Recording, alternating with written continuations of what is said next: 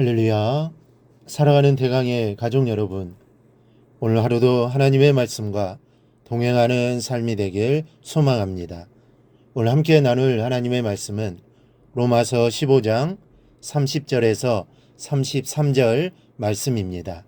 형제들아, 내가 우리 주 예수 그리스도와 성령의 사랑으로 말미암아 너희를 권하노니 너희 기도에 나와 힘을 같이하여 나를 이유하여 하나님께 빌어 나로 유대에서 순종하지 아니하는 자들로부터 건짐을 받게 하고 또 예루살렘에 대하여 내가 섬기는 일을 성도들이 받을 만하게 하고 나로 하나님의 뜻을 따라 기쁨으로 너희에게 나아가 너희와 함께 편히 쉬게 하라. 평강의 하나님께서 너희 모든 사람과 함께 계실지어다. 아멘. 기도는 모두가 절실합니다. 절실하지 않는 기도가 어디 있겠습니까? 그러나 그 어떤 기도보다도 더 절실해야 하고 우선적이어야 하는 기도가 있습니다. 그것은 복음을 전하는 사역자들을 위한 기도입니다. 서울의 모 지역에서 언젠가 몇몇 교회들이 청년의 연합으로 체육대회를 열었습니다. 원래 운동 경기란 과격하지 않습니까? 그중에 몸싸움이 치열하고 또 다치기 쉬운 경기가 축구입니다. 몸을 사리지 않고 볼 다툼을 하다 보면 자꾸 큰 부상을 흔히 입게 됩니다. 환청이 높이 뜬 공을 헤딩으로 받으려고 뛰어올랐습니다. 그런데 멀리서 뛰어오던 상대팀 선수가 달려오는 탄력을 이기지 못하고 넘어지면서 뛰어오른 청년의 발을 걸어버리고 말았습니다. 허공에서 완전히 중심을 잃어버린 청년은 몸이 뒤집히면서 머리부터 떨어졌습니다. 머리와 목 부분에 심한 충격을 받고 떨어진 것입니다. 이 사람들이 숨을 죽이는데 엎어진 청년에게 기척이 없습니다. 달려가 안아보니 눈동자가 풀리고 몸이 느려져 있습니다. 모인 사람들이 어찌할 바를 모르고 당황만 하고 있는데 한 여청년이 무릎을 꿇고 기도하기 시작합니다. 그랬더니 누가 하자고 시키지도 않았는데 청년들이 내 교회를 따지지 않고 약속이라도 한 듯이 운동장에 무릎을 꿇고 기도를 하기 시작했습니다. 얼마나 간절히들 기도했는지 청년은 많이 다쳐 병원에 입원하게 됐지만 하나님의 은혜로 완치되었고 그 사건을 통해서 말 그대로 기도로 연합되는 경험을 하게 되었습니다. 왜 그 기도가 그렇게 간절했을까요? 생명이 달려있는 기도였기 때문입니다. 이 사람이 지금 죽을지도 모른다는 마음 때문에 기도하는 마음이 자연히 간절할 수밖에 없었던 것입니다. 그렇다면 이 복음의 사역자들을 위한 기도가 왜 그리 절실했을까요? 역시 생명과 관계된 일이요. 이분들의 사역에 따라 고귀한 영혼들이 죽을 수도 살 수도 있기 때문입니다. 이 사도 바울은 지금 로마 교회 성도들에게 이런 절실한 기도를 부탁하고 있습니다. 형제들아, 내가 우리 주 예수 그리스도와 성령의 사랑으로 말미암아 너희를 권하노니 너희 기도에 나와 힘을 같이하여 나를 위하여 하나님께 빌어. 나를 위해 기도해 달라는 것입니다.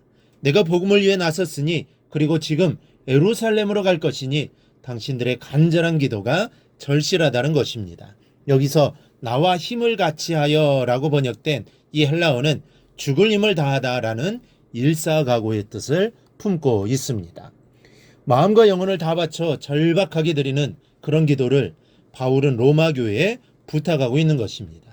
여러분, 복음을 전하는 길은 생명을 살리는 길이기에 생명을 위협당하는 일들도 많이 만나게 됩니다.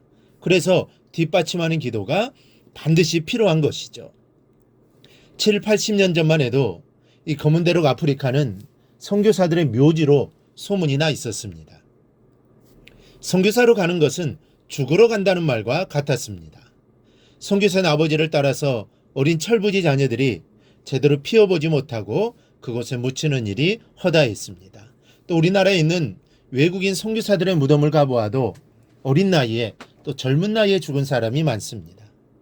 복음을 전하러 불모지로 간다는 것은 이렇게 생명을 내놓고 죽으러 가는 것과 같은 것입니다. 때문에 우리는 바울이 로마 교회에 요청했던 것처럼 지금도 세계각처에서 복음의 길을 열고 있는 선교사들을 위해 최우선적으로 있는 힘을 다해 기도해야 하는 것입니다.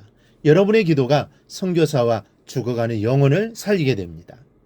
한 아프리카 선교사가 뇌진탕으로 3주 동안 병상에 누워 고통을 당하고 있었습니다.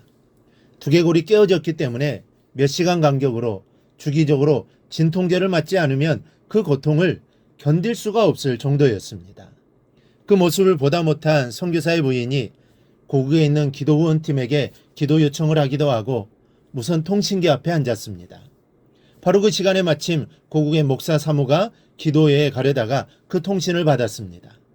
사무로부터 그 내용을 전해들은 교회에서 기도가 폭발했는데 합심하여 목숨을 걸고 하나님, 선교사님이 건강하지 못하면 그 지역의 생명들이 다 죽습니다 하고 간절히 기도했더니 더 이상의 진통제가 필요 없게 고통에서 완전히 벗어나는 역사가 나타났습니다.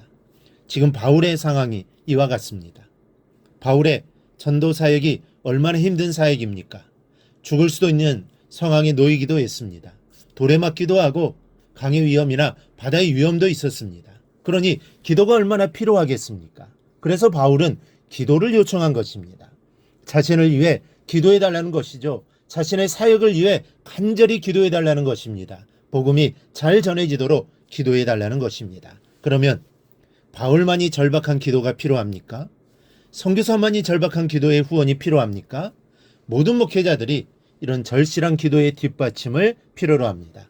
생명을 다루는 중요한 일이기 때문입니다. 이 세상에 하나님의 일 중에 기도 없이 이루어지는 일은 없습니다. 하나님의 일에는 기도가 필요합니다. 기도는 하나님의 도우심을 구하는 것입니다. 하나님의 일인데 그 일을 인간이 하기 위해서는 하나님의 도우심이 반드시 필요합니다. 그래서 기도해야 합니다. 기도할 때 하나님의 일을 우리 인간이 이루어갈 수 있게 되는 것입니다. 이 새벽에 기도하십시다. 기억나는 선교사님을 위해 그리고 목회자를 위해 목숨을 건 기도를 드리는 이 시간이 되기를 바랍니다. 그래야 내 기도를 통해 하나님의 일이 이루어지는 역사가 임하기를 주님의 이름으로 축원합니다. 오늘 묵상한 말씀을 굳게 잡고 삶으로 실천하며 살아내는 대강의 모든 성도들이 되기를 축복합니다.